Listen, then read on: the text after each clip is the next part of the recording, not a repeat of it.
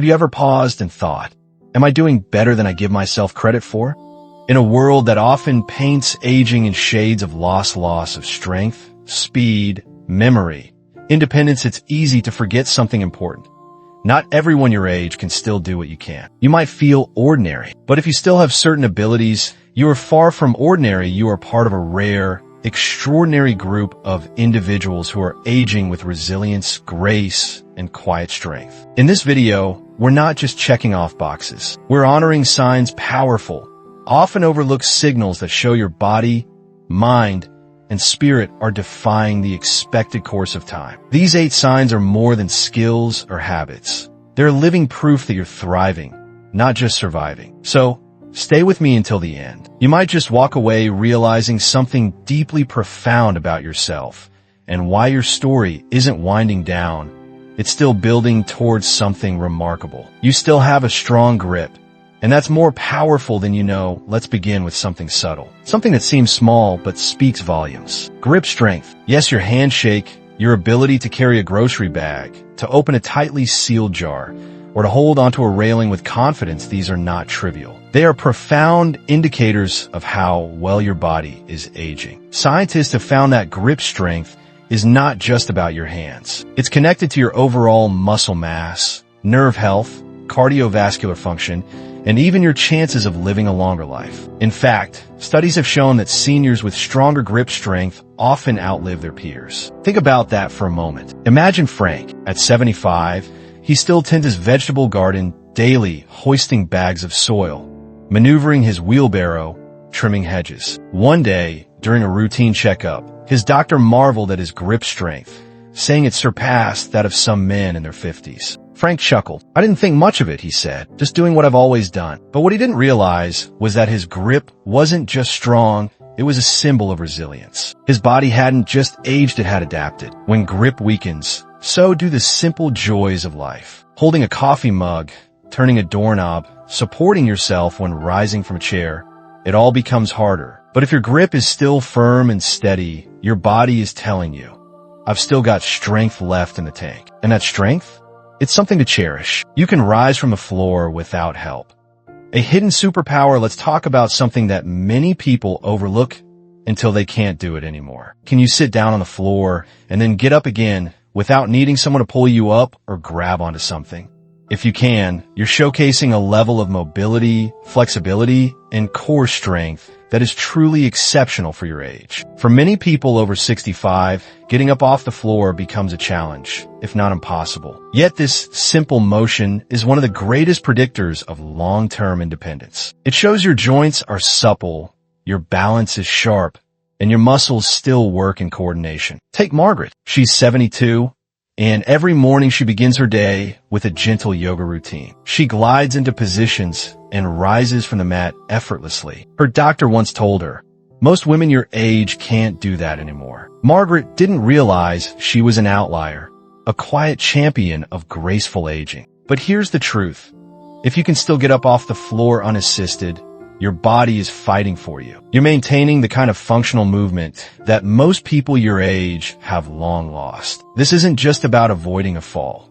It's about retaining your independence, your ability to play with your grandchildren, to garden, to stretch, to move freely. Try it. Sit down, then rise up. No pushing on your knees, no holding on to furniture. If you can do it, take pride. That's your body saying, I'm still strong. I'm still capable. I'm still here. You can stand tall with good posture, and that says everything. Look around in any waiting room or grocery store aisle, and you'll notice it. Shoulders slumped forward, heads leaning down, backs slightly bent. Over time, poor posture becomes the norm, but not for everyone. If you can still stand tall, shoulders back, chest open, and walk without a hunch, you are defying one of aging's quietest thieves. Spinal compression and muscular atrophy. Posture isn't just about how you look, it's about how well your spine, joints, and muscles are working together. A strong, upright posture indicates a healthy core, flexible joints, and even strong lung function. Take George, a retired teacher at 74. His back is straight, his gait confident. People assume he's younger, not because of his face, but because of his stance. His doctor told him, most men your age are already curving inward. But George? he's still walking with pride. Why does posture matter? Because it affects everything: balance, breathing, digestion, even mental confidence. When you stand upright, your body operates efficiently. Your lungs expand fully. Your muscles activate properly, and your movements are more balanced and less prone to falls. So, if you're not constantly adjusting your shoulders or wincing from back pain when sitting upright, that's your spine thanking you. And if you do struggle with posture, the good news is you can always improve it. Your mind is still sharp. You remember, solve, and reflect clearly now. Let's talk about something even more valuable than physical strength: your mind. Do you still remember people's names? Keep up with conversations? Read books? Solve problems? Or enjoy learning new things? If so, you're doing remarkably well. Cognitive decline is one of the most feared aspects of aging. But here's the truth.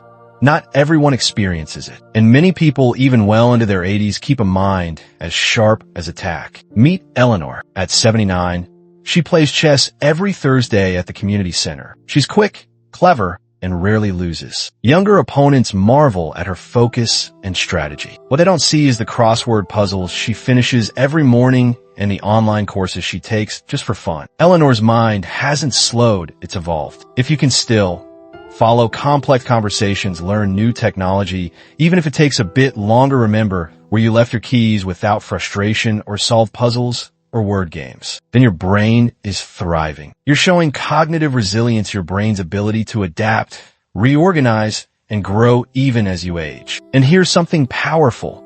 Mental sharpness doesn't happen by accident. It's earned through reading, curiosity, social connection, healthy eating, and most importantly, staying mentally active. So, if you're still with it, still witty, still curious, that's not just good fortune. That's strength. That's longevity. You sleep well, without too many aches, interruptions, or pills. You sleep well, without too many aches, interruptions, or pills that might surprise you.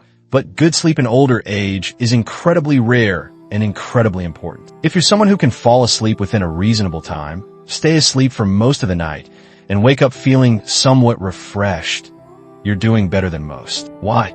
Because as we age, many people struggle with sleep. Insomnia, frequent waking, pain, anxiety, or even medications can disrupt what was once a peaceful night. But restful sleep isn't just a comfort. It's a superpower. Sleep is when the body repairs itself, balances hormones, consolidates memory, and resets your immune system. It's vital for heart health, brain clarity, and emotional stability. Let's talk about James. He's 68 and has a nightly ritual: no screen time after 8 p.m., a cup of chamomile tea, light reading, and a 10 p.m. bedtime. He sleeps nearly 7 uninterrupted hours. His friends often joke, "You sleep like a teenager." But his secret? He treats sleep as sacred. If you're not relying on a drawer full of sleep aids, if you don't wake up 5 times a night, and if you feel rested more often than not, then you're part of a rare group. You've protected your circadian rhythm, your stress levels, your health, and your brain will thank you for it in the years to come. You still enjoy walking, not just as exercise, but as pleasure. Now ask yourself this. Do you still enjoy walking? Not because you have to, but because you want to? That alone is a rare and beautiful thing. Walking isn't just good exercise. It's freedom. It means your joints still move without chronic pain, your heart still pumps efficiently, your lungs still breathe deeply, and your balance is still intact. But more than that, it reflects your spirit, a spirit that's still curious, that still wants to explore, that still wants to move. Take Helen. She's 76 and walks every morning through the neighborhood. Not fast, not to burn calories, just to enjoy the trees, the air, the bird song, the gentle rhythm of her steps. Her neighbors smile and wave, and she always waves back. Walking isn't just about the legs. It's about the mind, the will, the desire to stay part of the world. If you still love a good walk, even if it's slower or shorter than it used to be, celebrate that. It means your body still supports you. And more importantly, your soul still wants to move forward. You can laugh deeply, joyfully, often hear something that may not show up in a medical exam, but is just as important as any test result. Do you still laugh? Not polite chuckles, not forced smiles, but real, deep laughter, the kind that makes your eyes squint, your belly shake, your heart feel light.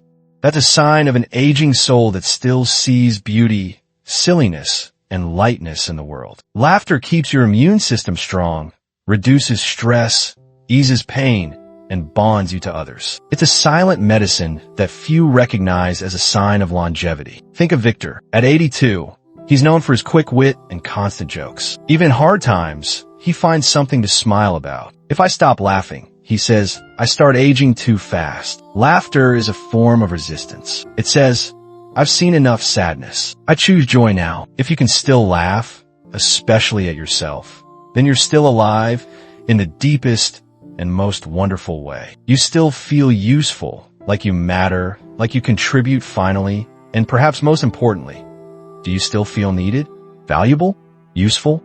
Because here's a truth few talk about. Aging with vitality isn't just about what your body can do. It's about how your spirit feels. If you still feel like you have something to offer, whether it's wisdom to a younger person, love to a partner, stories for your grandchildren, kindness to a neighbor, then you are aging in one of the rarest, most powerful ways. Many people feel invisible after a certain age, forgotten, set aside, but those who stay involved, who keep nurturing, helping, mentoring, loving, they live better and often longer. Think of Dolores. She's 85 and volunteers twice a week at the local library. She reads to children during story hour. Her voice is soft, but her impact is profound. They still need me, she says. That's why I wake up smiling. Purpose is life-giving. If you still feel useful, if your presence still matters, to someone you are aging in a way that is not just rare. So let's take a step back. How many of these signs describe you? A strong grip, the ability to get off the floor, upright posture, a sharp, curious mind, restful sleep, a love of walking, deep, joyful laughter, a life that still feels meaningful. Even if just a few of these apply to you, you're doing better than you think. You are part of a small, powerful group of older adults who are not just counting years. You're making your years count. Aging exceptionally well doesn't always mean climbing mountains or running marathons. Sometimes it means having the quiet strength to keep going, the grace to smile through change, the wisdom to love deeper, and the courage to keep showing up. So keep showing up, because the world needs what you still have. And if you found even one sign today that made you think, that's me, then know this. You're aging in a way most people can only hope to.